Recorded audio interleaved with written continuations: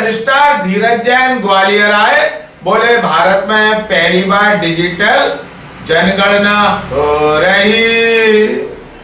भारत सरकार के उप रजिस्ट्रार धीरज जैन ने बताया कि भारत में पहली बार डिजिटल जनगणना होने जा रही। ग्वालियर जिले में 2 वार्डों में जनगणना का पायलट प्रोजेक्ट चल रहा है। वार्ड क्रमांक 5 और वार्ड क्रमांक 64 में जनगणना का कार्य प्रारंभ हो गया। यह पूरी जनगणना मोबाइल डिजिटल टेक्नोलॉजी के माध्यम से होगी।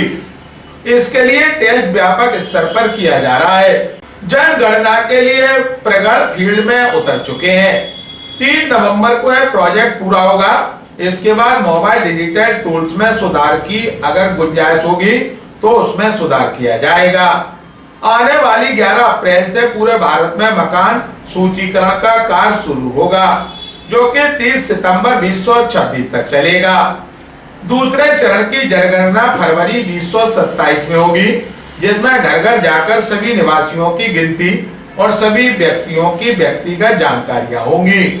जनगणना के लिए मैदानी अमले को पूरी तरह फील्ड में भेज दिया गया। जरूरत पड़ने पर जिले के कलेक्टर और संभागीय आयुक्त भी फील्ड में उतरेंगे। ग्वालियर अभी तक को जानकारी देते हुए भारत सरकार के उप रजिस्ट्रार धीरज जैन ने कहा, देखिए अभी तो जैसे मनीष जी ने बताया कि केवल 2 वार्ड में हमारा पायलट का काम चल रहा है, वार्ड नंबर 5 और वार्ड नंबर 64, 92 5 और 64 नंबर आपको दिया भी गया है कागज। तो अभी केवल हम लोग अपनी जो पहली बार ये डिजिटल जनगणना होने जा रही है भारत देश में, उसके जो भी टूल्स होंगे, डिजिटल टूल्स, कौन सी मोबाइल ऐप यूज हो रही है, हम पूरा मैपिंग का कार्य भी डिजिटल तरीके से करेंगे। तो वो सारा टेक्नोलॉजी, सारी मोबाइल ऐप टेस्ट कर रहे हैं इस समय। हमारे जो कार्यकर्ता हैं, जो प्रगणक हैं, वो फील्ड में हैं। हम लोग खुद भी देख रहे हैं, कलेक्टर महोदय से मुलाकात की है, कमिश्नर महोदय से मुलाकात की है, पर हम उनको जाके खुद भी उनको निवेदन किए, वो लोग भी फील्ड में जाने की कोशिश करेंगे अपने व्यस्त समय से निकाल के थोड़ा सा। हमारा जब एक बार 30 नवंबर को पूरा का पूरा पायलट पूरा हो जाएगा, उसके बाद जो भी कुछ हमें लगता है कि सुधार की जरूरत है इन टूल्स में, उसको बेहतर करके 1 अप्रैल से, आने वाले 1 अप्रैल से पूरे भारत में मकान सूचीकरण का कार्य शुरू हो जाएगा, जो कि 30 सितंबर 2026 तक चलेगा। दूसरे चरण की जनगणना फरवरी 27 में होगी, जिसमें हम घर घर जाकर सभी निवासियों की गिनती, उनके बाकी क्वेश्चन के आंसर लेते हैं, जिसमें सभी का पूरा व्यक्तिगत जानकारी रहती है। वो होगा कार्य 1 अप्रैल 2026 से शुरू होगा। ये केवल एक पायलट चल रहा है, जो छोटे से एरिया में हमारी टेक्नोलॉजी को टेस्ट करने के लिए।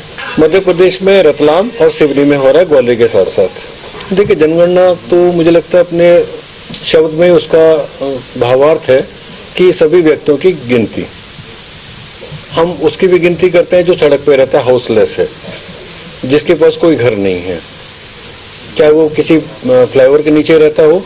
भारत देश में एक पर्टिकुलर समय पर कितने व्यक्ति निवास करते हैं, उनकी क्या परिस्थितियां हैं, जनगणना का उद्देश्य केवल उतना है। जाति का जो प्रश्न होगा वो दूसरे चरण में पूछा जाएगा, जिसमें हर व्यक्ति की से उसकी जाति के बारे में पूछा जाएगा। मैं अभी फील्ड में जाऊंगा, अभी कलेक्टर महोदय से मुलाकात की थी और कमिश्नर महोदय से। देखिए जनगणना भारत में सन 1872 से हो रही है, 150 साल का इतिहास है हमारा।